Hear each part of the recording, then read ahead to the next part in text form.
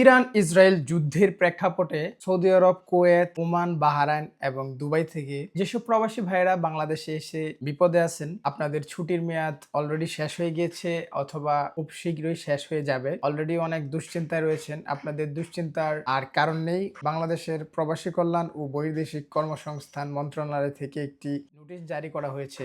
যারা এই সংক্রান্ত ভিসা জটিলতায় ভুগছেন, যাদের ছুটির মেয়াদ অলরেডি শেষ হয়ে গিয়েছে অথবা যাবে, আপনাদের এই ছুটি সংক্রান্ত সমস্যা সমাধানের লক্ষ্যে এই নোটিশটি জারি করা হয়েছে। নোটিশটি প্রবাসী কল্যাণ ও বৈদেশিক কর্মসংস্থান মন্ত্রণালয়ের যে Facebook official verified Facebook page রয়েছে সেখানেও আপনারা পাবেন, অথবা www.probasi.gov.bd এই ওয়েবসাইটে গিয়েও আপনারা সেই বিজ্ঞপ্তিটি পাবেন। তো আপনাদের সুবিধার্থে সেই বিজ্ঞপ্তিটি আমি আপনাদেরকে পড়ে শোনাচ্ছি। ইরান ইসরায়েল যুদ্ধ পরিস্থিতির প্রেক্ষাপটে বাংলাদেশের ছুটিতে অবস্থানকালে যেসব কর্মীর ভিসার মেয়াদ ইতিমধ্যে উত্তীর্ণ হয়েছে বা শিগগিরই উত্তীর্ণ হতে যাচ্ছে এবং এই মুহূর্তে সংশ্লিষ্ট দেশে গিয়ে ভিসা নবায়ন করা সম্ভব হচ্ছে না, তাদের বিষয়ে সংশ্লিষ্ট দেশসমূহ নিম্নরূপ পদক্ষেপ গ্রহণ করেছে। অর্থাৎ আপনারা যারা বাংলাদেশে এসে বিপদে পড়েছেন, আপনাদের ভিসা সংক্রান্ত জটিলতা সৃষ্টি হয়েছে, তাদের জন্য সংশ্লিষ্ট দেশসমূহ এই ভিসা সংক্রান্ত জটিলতা সমাধানের লক্ষ্যে কিছু পদক্ষেপ গ্রহণ করেছে। সৌদি আরব, কুয়েত, সংযুক্ত আরব আমিরাত অর্থাৎ দুবাই,